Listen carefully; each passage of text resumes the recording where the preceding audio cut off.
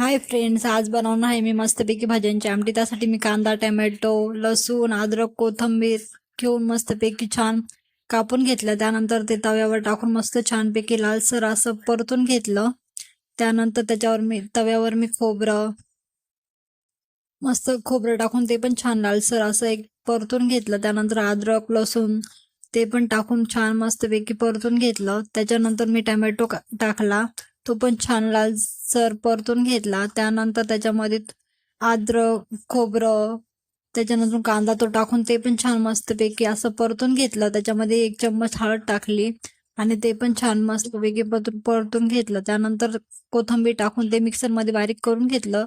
कढईमध्ये तेल टाकलं, त्याच्यामध्ये कढीपत्ता टाकून घरचा मसाला, लाल मिरची पावडर टाकून ते पण छान लाल परतून घेतलं। त्याच्यानंतर त्याच्यामध्ये मी दळलेला मसाला टाकून ते पण छान परतून घेतलं आणि मस्त त्याला मस्त छानपैकी तेल सुटलं। त्यानंतर मी त्याच्यात थोडंसं पाणी टाकून ते छान उकळून दिलं। त्यानंतर मी भाज्यांसाठी साहित्य घेतलं।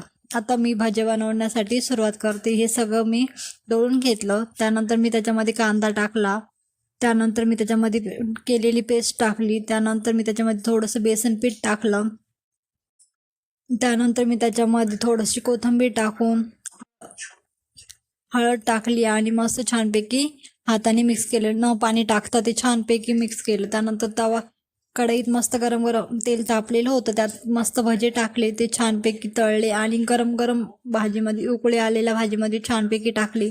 एकदम मस्तपैकी भज्यांची आमटी तयार झाली। मस्त माझ्या पद्धतीने मी ही आमटी बनवली आहे। तुम्हाला पण नक्की आवडली असेल तर तुम्ही पण तुमच्या घरी ही आमटी ट्राय करा। खूप छान आहे आणि खूप छान लागते ही आमटी।